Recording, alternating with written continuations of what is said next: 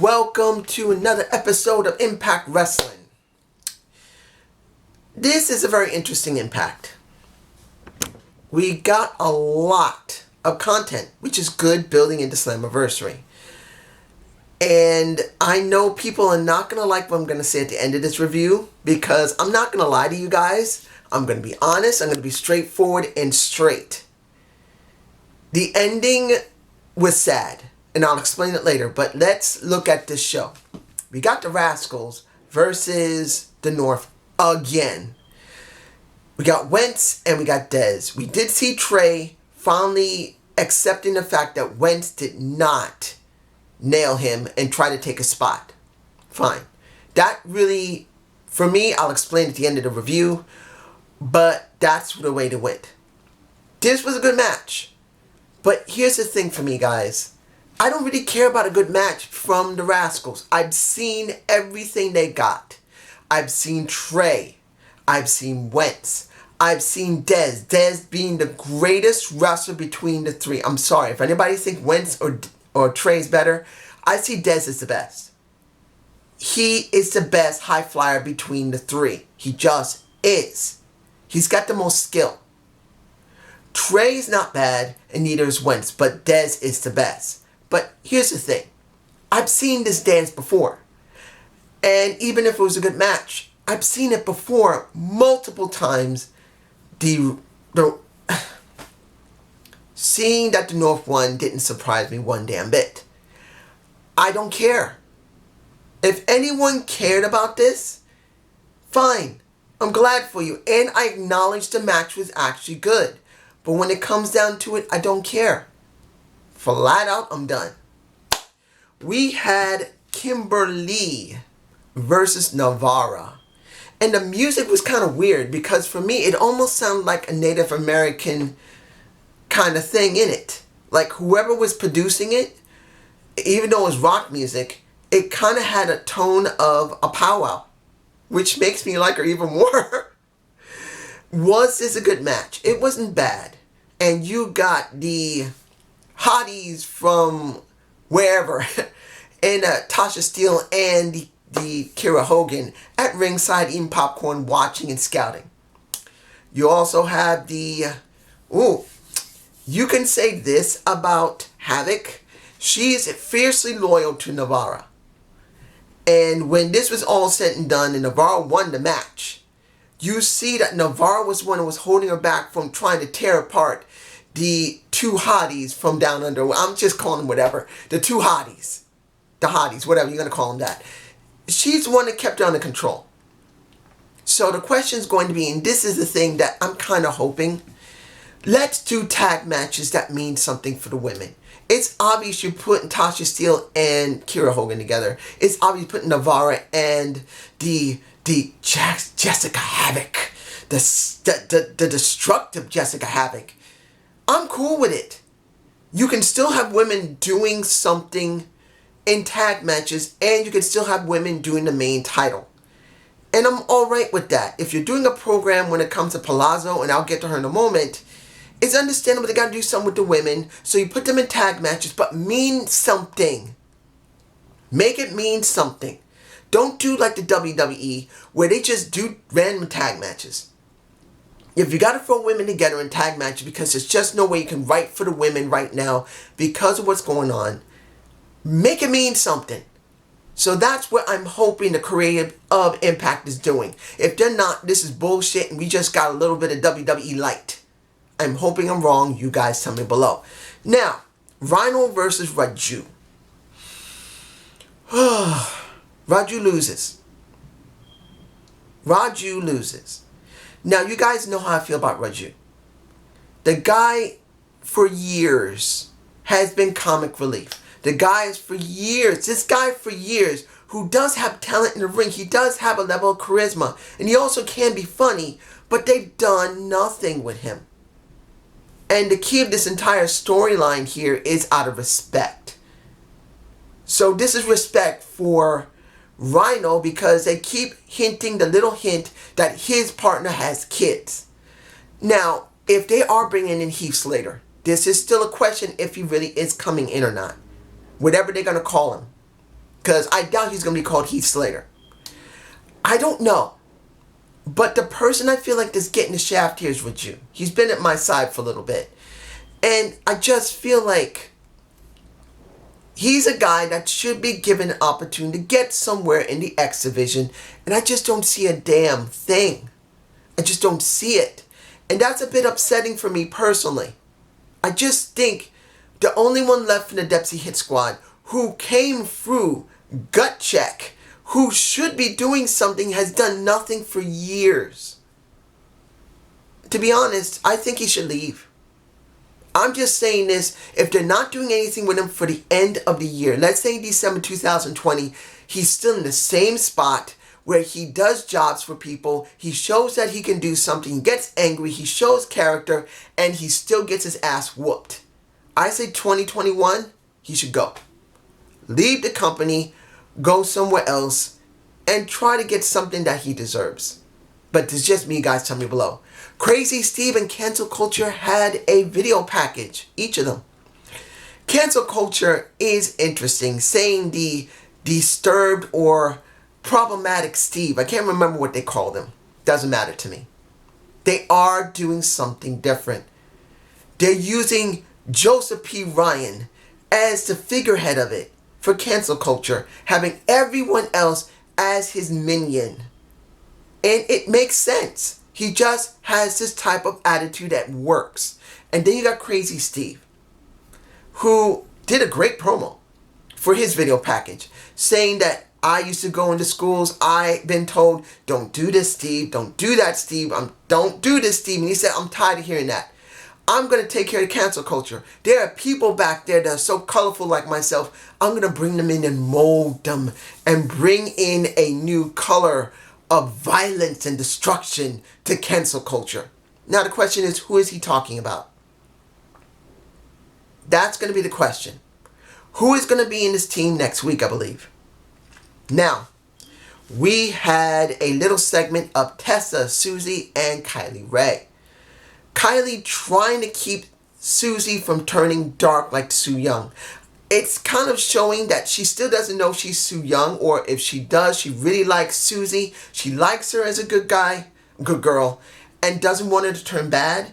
And then you have not Tessa. I'm thinking about Tessa, wondering what they're going to do with her.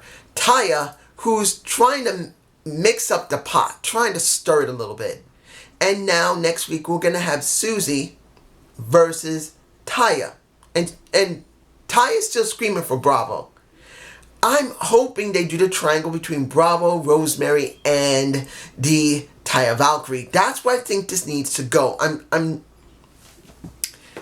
I'm not against turning Susie back into Su Yung and having a Kylie Rae as her manager. There's nothing wrong with that, because eventually you can come full circle and Kylie, the good guy, good girl, can go up against the evil Su Yung, the undead bride. You can come full circle where she gets a real friend who cares about her, and they go through so much, and then eventually Susie, who's already Su Yung, turns on her, and then they finally come full circle where Kylie Rae gets put over by Su Yung, which will be a good thing. But then I still want to see the triangle of Rosemary, of Tessa, and of the Johnny Bravo, who's caught in between where he has to choose which devil he wants to be, devilish woman he wants to be with. Moose versus Hernandez for the TNA title. This was not about the title championship. I know this makes no sense. I'm saying it like this because of what happened at the end of the match. Was the match okay? Hernandez did an alright job. It was Moose who carried it. And in the end, Moose wins by cheating, as usual. But then you hear EC3's music play briefly. And I'm sure everyone got excited thinking EC3's coming back. Now, I'm not saying he isn't. We all know, and I gotta say this clearly, we all know that EC3, when he went to the main roster of WWE through NXT, he was red hot in NXT. Then they bring him up to the main roster, and within 3 months, he got demoralized to the point, if anybody's seen that little video of EC3 coming onto the main roster with his signature EC3. He was excited. He was energetic. He was interested. But by the time of 3 months, EC3, he didn't give a fuck anymore because they so badly treated him. They did nothing with him. So I'm not surprised if we go back to Impact Wrestling where he made his mark. The guy went to WWE. He went into a couple of dark matches as far as I understand. Got nowhere. Left to go to Impact Wrestling TNA at the time. Made his mark. Made himself profitable. Made himself marketable. Came back into WWE through NXT. Did a great job at NXT. Brought him to the main roster. They did nothing with him. And demoralized the guy to the point where he just didn't want to care anymore. So him coming back to Impact would be coming home. So I wouldn't be surprised if he does show up at Slammiversary. And he is the one who finally beats Moose and gets the title. Which would make some very good sense because he is an original TNA member. He was. Now, you got Willie Mack with the Deaners. And Willie Mack was playing a little rib. Well, Willie is the man. And you see Cody and cousin Jake together. And they're happy. And then they're with the Willie Mack.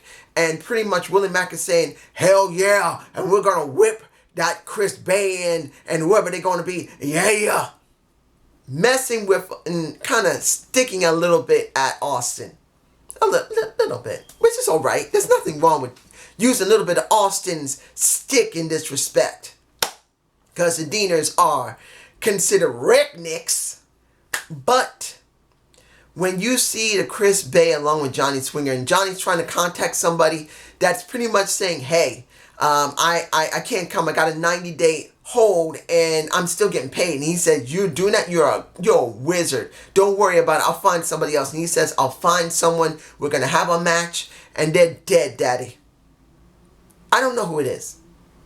My thought was Disco Inferno. And I still think it is. But I could still be wrong. I don't know who it is. But I do believe if they're going to pick somebody that Swinger really knows the best, it's got to be Disco Inferno. But you guys tell me below if it's Disco Inferno or not, because I don't know.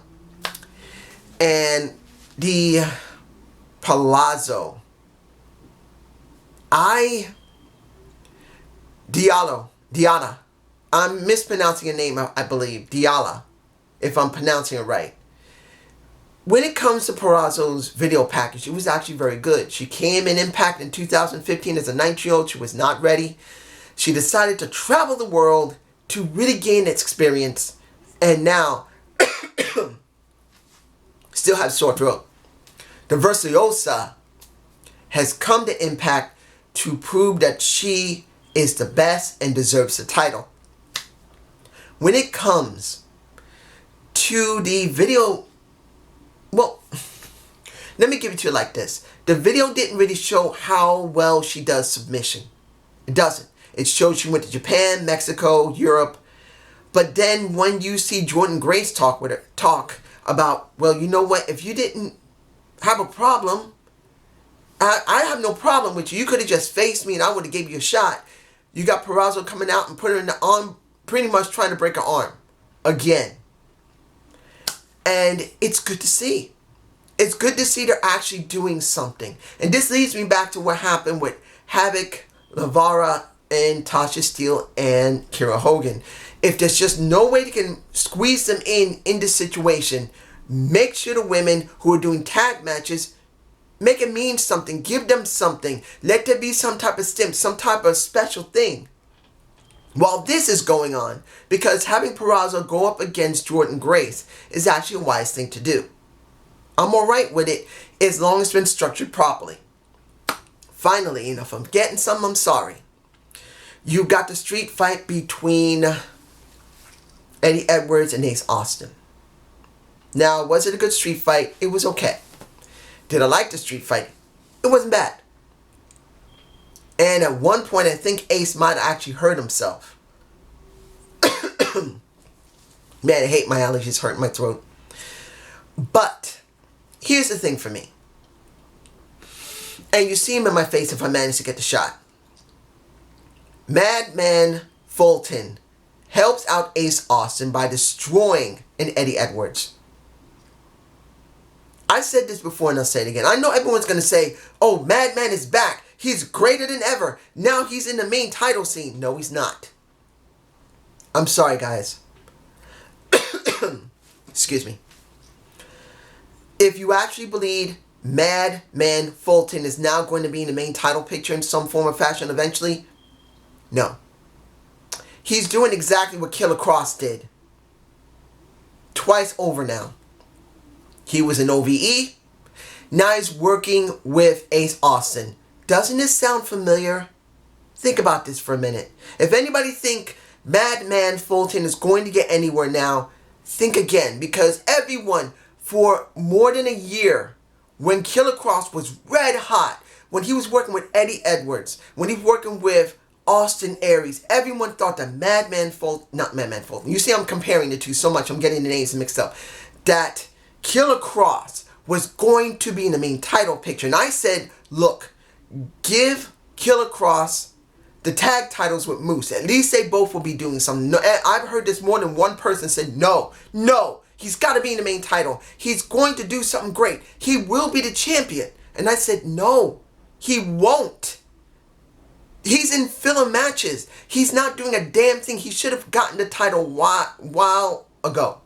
And no one believed me. And what happened? Next to him getting injured, I believe he did get injured. He was off TV. I believe he did get injured. Or he had a problem with his contract.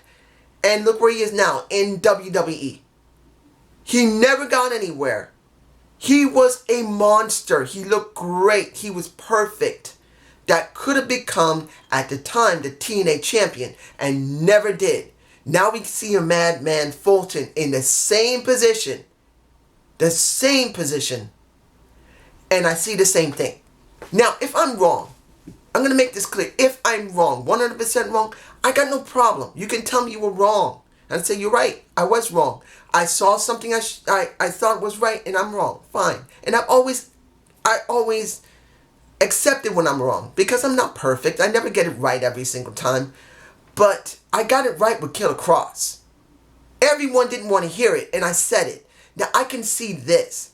Madman Fulton is not going to win the Impact Championship. He's not going for the World Heavyweight Championship against Tessa Blanchard. Think about it for a minute. He already got beat by Tessa.